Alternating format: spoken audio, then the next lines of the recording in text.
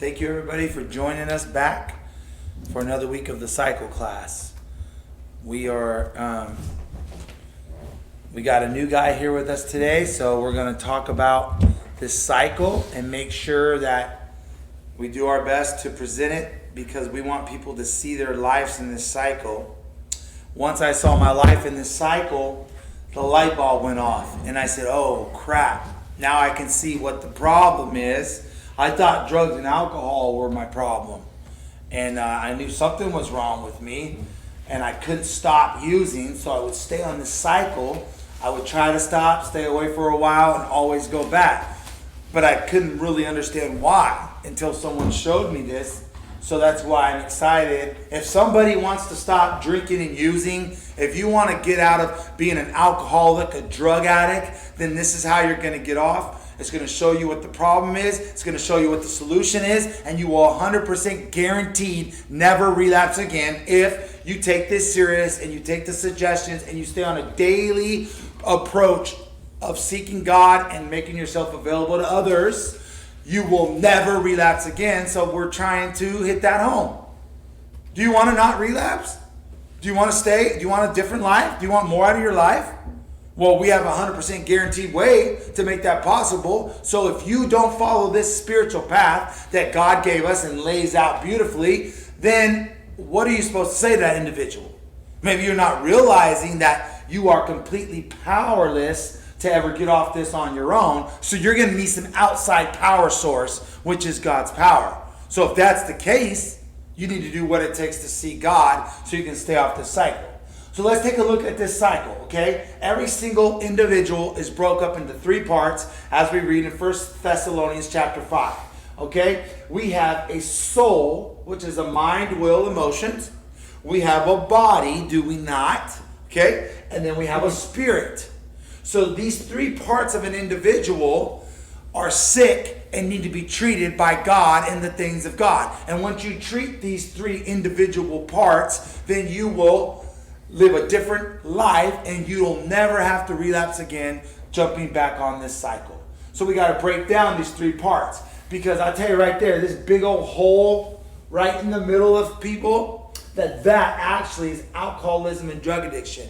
This spiritual internal condition that your spirit is sick because you do not have a relationship with God, not just you know about God and heard about God and went to church.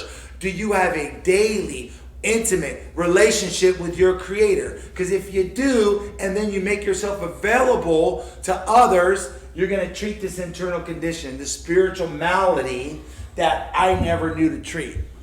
So I found out through my life as a kid and an adult, I found things that would treat this spiritual malady. And I found drugs and alcohol and sports and different things, mainly drugs and alcohol. And then once I removed, because my life got so bad drinking and using, I had so many consequences. I emerged remorseful. I tried to stop, stay away. My life sucked at this point, but I kept making broken promises and I kept putting substance in my body, drugs and alcohol in my body, even though it would cause a mess in my life and I would have more consequences, but I couldn't stop putting it in my body and I couldn't figure out why. So now we're here to solve that question of why. Why do I keep going back? It was because of this that I keep going back. And my mind is sick. And my body has an allergic reaction to the drugs and alcohol genetically. And I can't get off of my own power. So the problem's been solved. Are you willing to accept the truth from other people that's already walked down the path? And you do exactly what they're doing and open yourself up to God in your own way, in your own timing, and watch you never get back on this cycle? The problem's been solved. It's crazy. So why are you struggling with drugs and alcohol still? Why? If the problem's solved. This is insane. It's insane. You're crazy insane staying on the cycle. I get that. But you're also insane if you don't follow this laid out path and never ever get back on the cycle. Why do you keep relapsing? Maybe you didn't know before. Well, you're going to know now, and you ain't going to have an excuse to keep relapsing, are you? Because the problem has been solved. The drug addiction, alcohol problem's been solved. But you didn't even know what it really was. It was a spiritual problem rooted in the mind, and your body's affected. So God, with God's help, we need to treat the mind, the soul. We need to take the body to around like-minded people 3-4 times a week, even if you are working, even if you do have a family. And we need to treat the spirit with the relationship with God and making time for others. You treat the soul with you don't start a morning off without surrendering to God, asking Him to help you with your thinking for that day, spending time in prayer and worship. Renew your mind with God's Word. Remember the steps. Continue to go through the steps. Go through the steps and then go through the steps again and live the steps out in your life, right? A daily approach. You treat your soul, your mind, your will, your emotions, your outlook will be good.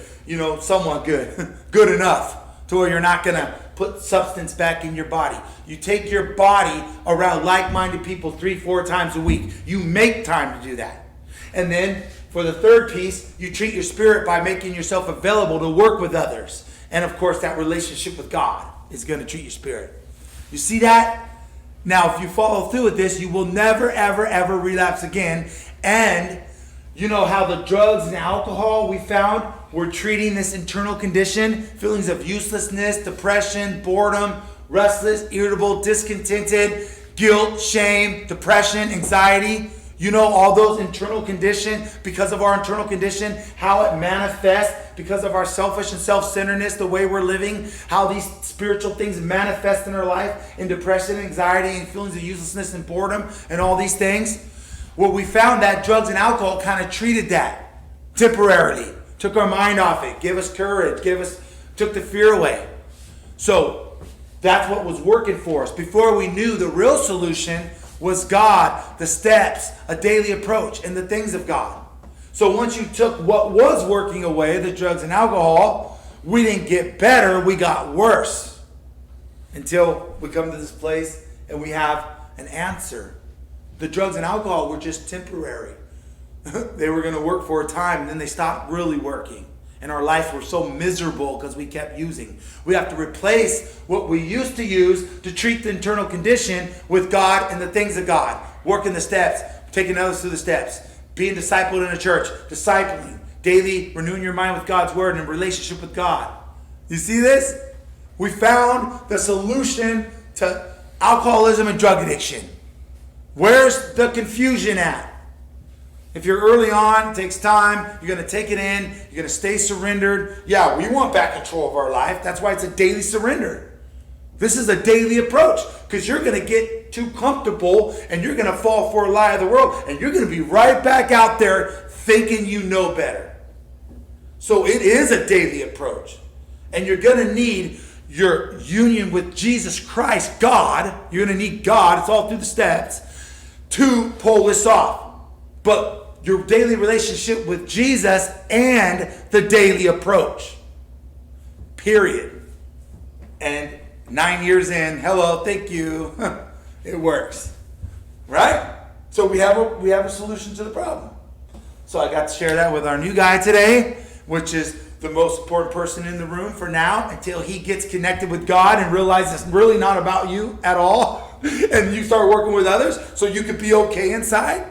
You're only okay inside by not making it about you. Hello. If you make it about you, you're going to be sick. Hello. Right? That's what it's all about. As soon as you go, me, you, whoever, as soon as you go back to making it about you, you're going to be sick.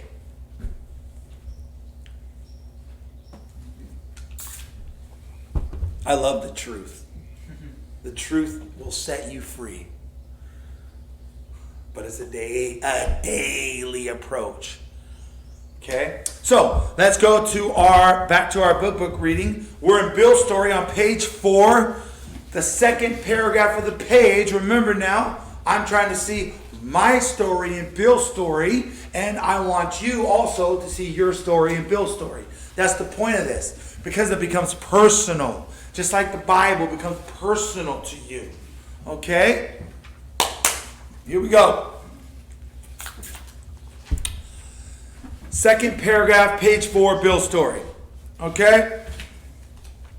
Now Bill, right before this, Bill got into the stock market, and his drinking had got worse. It allowed him to drink in a lifestyle. It was the 20s. Everything was popping. He was making money. He's throwing fat checks in and out. And then all of a sudden, like in my life, something changed. Watch this. Page 4, second paragraph, Bill's story. Abruptly in October 1929, hell broke loose on the New York Stock Exchange. After one of those days of inferno, I wobbled from a hotel bar to a brokerage office. It was 8 o'clock, 5 hours after the market closed. The ticker still clattered. I was staring at an inch of the tape, which bore the inscription XYZ negative 32. This is the stock market, right? It was negative 32. It had been 52 that morning. Positive 52 that morning. I was finished, and so were many friends. The papers even reported men jumping to their death from the towers of the high finance buildings. Okay? That disgusted me. I would not jump, he says. But he says that in 1929, the stock market crashed, where he had been able to live this lifestyle of making good money, drinking on the job, after the job. It was the roaring 20s. Everybody was making money. But then abruptly in his life, the stock market crashed to the point where people were jumping off buildings because they had lost everything. And the Bible warns us about making our life about chasing money and adhering to the lies of the world, which we warn about all the time. Stop trying to go back to the world's comforts, because you will not find what you're looking for there. Will you have thrills and temporary ease and comfort from the lies of the world? Yeah, but it's not going to be lasting fulfillment. So let's see what the Bible says about this. We're going to have Ivan read 1 Timothy 6:17. Teach those who are rich in this world not to be proud and not to trust in their money, which is so unreliable. Their trust should be in God, who richly gives us all we need for our enjoyment.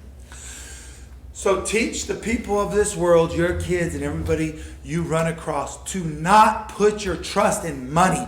Do not put your trust in the ways of this world, because it's unreliable. It's like building your house on sand. You can't build your house on anything except the Word of God, a relationship with God, and do things according to the way the Bible says to do things. That's the only rock you can build your life on. The world will lie to you and say that this life is about making money. That's what makes you successful. And it's so unreliable. You could be making all this money one day, everything going right, and the next day you could die. Someone in your family could die. You could lose your money, make a bad investment. The stock market could crash, and you could lose it all. And then what? Because you made that your life, you're willing to jump to your death off of the high finance buildings because the stock market crashed. So are we going to still think that this life is about acquiring things and making money and fall for the lies of the world? It's all about us mustering something out of this world, which is that lie that we're constantly fed, you know? So in my life, abruptly in 2010, all hell broke loose in the pill game. I had been involved in the pill game. In the OC 80s, were strong and killing people, and people got fed up and put a stop to it, right? So they put gel in the OC 80s, and they turned into from the OCs to the OPs. And all hell broke loose in the pill game. People panicked, didn't know what to do. What are we going to do? How's this going to work out for us? And in my blind faith and pride, I said, wait. I was like Bill over here where we left off. It says, I would not jump.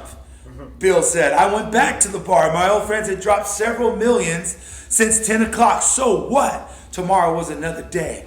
As I drank, the old fierce determination to win came back. I said, no, we are not out of this. I remember my boy over in Pacheco, he had the Roxy's, the little blue 30s. And I said, we ain't out of this yet. Everybody was giving up. Oh, it's over. There's no way making money. And I had this blind faith, this misdirected blind faith. And I said, oh, no. It ain't over yet, buddies. We're going to go out there. We'll pull up on our bootstraps. We're not going to give up. You guys can quit if you want to. You can jump off those buildings if you want to. No. I'm going to get a little bit of drug in me, and I'm going to say, we can do this. You know, it's so crazy. Like I said, in the big book talks about, on page 54 of We Agnostics, talks about that I had already demonstrated my capacity to have faith. You see that blind, misdirected faith that I had? And now God's using that to point it towards Him for His glory and His kingdom, which makes me think of a couple verses. Ezekiel 3:9. Kevin's going to hit that one.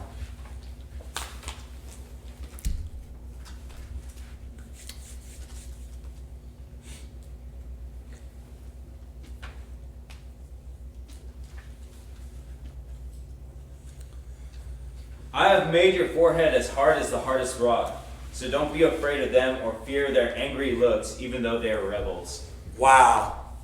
God has made my forehead as hard as the hardest rock. Even in my blind faith, misdirected determination to not give up, not really knowing what the day looks like, having jail and charges hanging over me, people after me, people I've done wrong or robbed after me, people I've run off with their money, and my determination to not give up and stay after it. I was hard-headed, I was stubborn.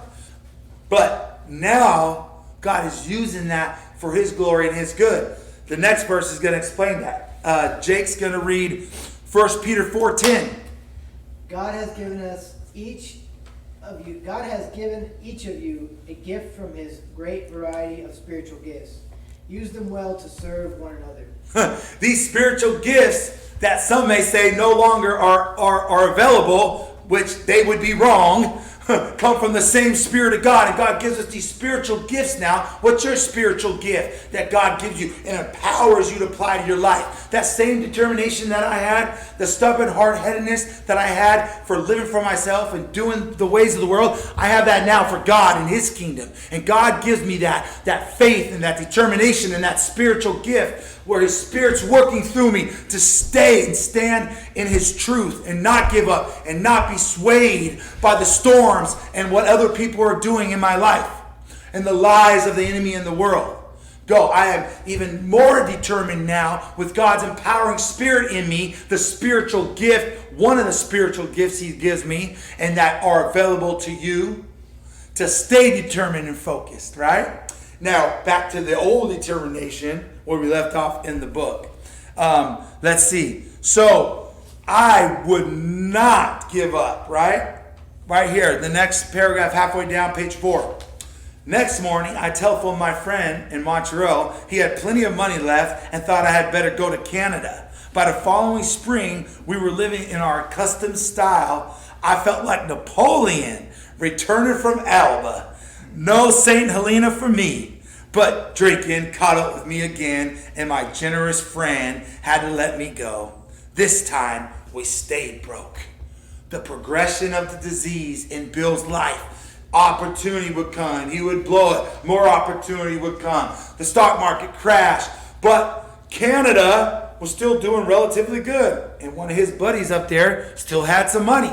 So he invited him to go up there. Well, when the pill game went to kaput in 2010, I was in Vegas, living in Vegas. Nothing was going on there. I said, well, I guess it's time for me to go back home. I come back home to the Bay Area because I remembered my boy in Pacheco had the Roxy's. Well, I come back feeling like Napoleon myself. I was in exile in Vegas. I came back. The pill game was popping again. Do you know Napoleon in St. Alba, he was put away on an island, and then he was able to come back home to cheers and applause.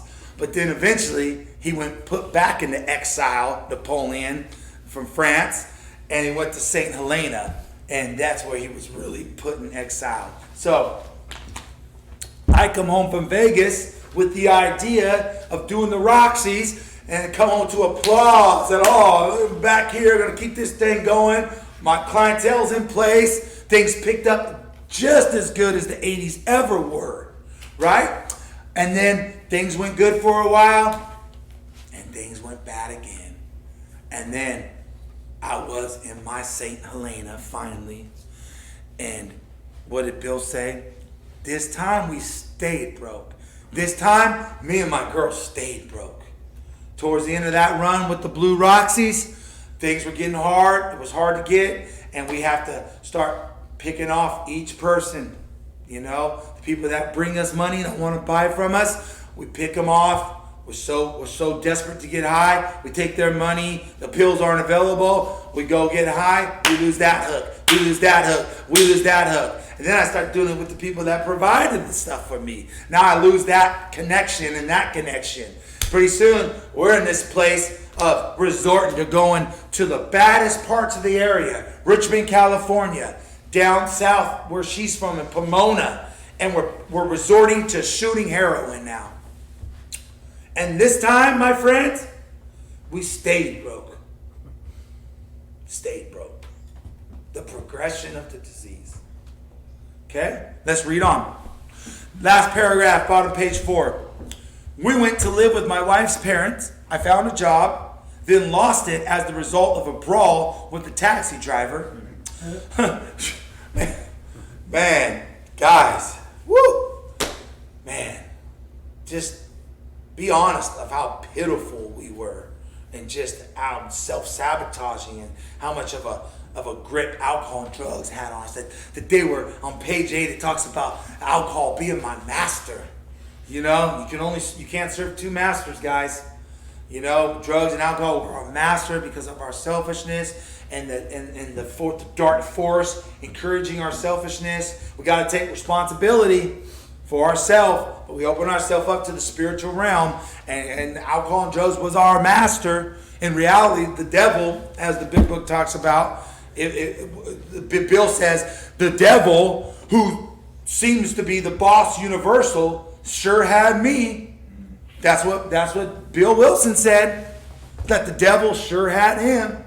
And he's admitting on page 8 that alcohol was his master. But in reality, the devil was his master. That's what Bill Wilson said. I love this book, dude. I'm going to study this book. Okay. So we have to go live with my parents' wife, with my wife's parents, okay? He had a job opportunity, blew it. It said mercifully, right here, mercifully, no one could guess that I was to have no real employment for 5 years or hardly draw a sober breath. My wife began to work in a department store, coming home exhausted to find me drunk. I mean, dude, this is my story. So we moved down to Pomona, where my wife's from. She has a truck still. She's able to get a job. I'm unemployable at this point. I burned all my bridges. She gets a job at this place called Dylan's, a little restaurant pub place down where she's from, Chino Hills, Pomona area. She holds this job. I stay in the truck, sleeping while she works, smoking cigarettes, waiting for her to get off work. I'm just unemployable. My spiritual malady had gotten so bad at this point that I was spiritually paralyzed. At a time I had hustle. I had a gift of gab. I was out there moving, shaking. I couldn't do any of that. I depended on her going to her waitress job and eventually having to go around and ask for money for us to get us the next sack. This spiritual disease, malady, got worse and worse and worse, where I was internally paralyzed. I was still walking around, smoking cigarettes, trying to get a sack, walking. But inside, I lost all my gumption, all my hustle, all my drive. You know what I'm talking about? Man. And now I get a chance to have that treated, and God has been changing me ever since I surrendered to this process of giving my life to God on a daily basis and opening up to Him. Okay, so I depend on my wife. Okay, we're going to start. How much time I got? 5 minutes, right? 6. 6, not 5, 6 today. Okay, 6 more minutes. Here we go. Top of page 5. Check this out. I want you to see your story in this. All the guys I work with, taking through the steps, I talk to them about it, and they all see their story. Right? See your story in this. See your life in this cycle. And know there's a way out. Okay. Top page 5, Bill's story. I became an unwelcome hanger-on at brokerage places. Whoa. I became an unwelcomed hanger-on. When I used to be the light of the party, the guy who had the pills, welcomed everywhere, invited over even. Why don't you come by? Come by and hang out. 10, 15 people at my beck and call because I had the pills. Now, I'm over here trying to muster up a 10 sack of heroin, and people are like, oh, I remember how you used to think you were the man. Oh, yeah, I'm going to make you wait for your sack. I'm going to pinch your sack. Oh, look at him now. I'm unwelcomed now. An unwelcomed hanger-on. I burned all my couch surfing opportunities, shot those to the death, right? Burned all my clientele, all my connections, and I got worse and worse and worse. Now I'm an unwelcomed hanger-on. I don't even have a couch to surf anymore. And I had places to stay nonstop. I'm an unwelcomed hanger-on now. You been there? I got there. Okay, next paragraph. Next line, actually, from the top of page 5. It says, liquor ceased to be a luxury. It became a necessity. Bathtub gin, 2 bottles a day, and often 3. Got to be routine. Sometimes a small deal would net a few $100s, and I would pay my bills at the bars and delicatessens. This went on endlessly, and I began to waken very early in the morning, shaking violently. A tumbler full of gin followed by half a dozen bottles of beer would be required if I were to eat any breakfast. Nevertheless, I still thought I could control the situation, and there were periods of sobriety which renewed my wife's hope. That false sense of hope where I could stay clean for a couple weeks. Get out of jail, move here, tell my wife another promise that turned into a broken promise. Give my mom and dad, my wife, my friend, whoever, a little bit of hope by staying clean for a week. 1 week. 2 weeks. Right? And then back on this cycle, right? So, it ceased to be a luxury. At a time, I just stayed high. Just luxury. Had it all. Had it there. Called 5, 6, 8 different people. If I was running low, these 6 had it, and before long, it got worse and worse and worse, where I wake up in the morning and I would have to have my drugs. And you will have to have your alcohol because we're so dependent upon it, right? And it ceases being a luxury. I was way past the bar and the club scenes and the house parties. I was way past that. It wasn't a luxury anymore. I wake up needing it, right? And still in my sick mind, I thought there was a way I could control it. It says, I'm going to end right here and apply this to the cycle. It says, and still thought I could control it. Situation. And had small periods where I stay away. So you could still fall into thinking you could control this thing, especially now. Especially now. Why? Here you are in the cycle. You've had some truth and consequence, right? Whatever happened on your last relapse bit you pretty good. You have nowhere to go. You're at the end of your rope. So you had to merge remorseful, right? Merge remorseful again. You're making some more firm resolutions, some promises, right? So you got to be careful. Because in your sick mind, you may think you can control it. You are uniquely different. You don't have to stay in the 3 parts. You don't have to have a daily surrender walk with God because you've never felt this good in your life before. And you've been clean. You've been here, protected, fed, taught the word, shown things you've never seen before. And you could get to thinking that, man, maybe I don't have to stay in these 3 parts. Maybe it's a bit religious to have a daily surrender relationship with God. And I could just believe in Jesus and not have a daily surrendered relationship with God. See, you may start thinking that you can control it again. You see? Be very careful. Because even in my worst, I held on to a hope sometimes that I could control it. And that is this great mental obsession that we have. And it's even more dangerous when you're emerging remorseful, getting some help, getting your head cleared out a bit, right? And then all of a sudden, down the road, this great lie, this great mental obsession is what? Maybe I can control it. Maybe I can handle it like I see others handling it. Maybe I can have a beer with my lunch. Or at a ball game. Maybe I can just smoke weed. And maintain. Be very careful how pride and ego builds, and you start thinking, entertaining this great obsession again. Even to the fact that you don't have to stay in the 3 parts. And watch what happens. You may last months, you may last years, but watch what happens. Eventually what happens? You'll be back on this cycle. Hanging on the thing. I don't know how this happened. Just watch. But don't let that be you. That's where I'm coming from. My place, don't let that be you. Take this serious, like I have on a daily approach, like I was taught to do, like I see others doing. But that's what I've done. Do not let up. Okay? And that's out of love. And I'm halfway losing my voice, and we're done anyway. Okay? See you next week. God bless. God bless.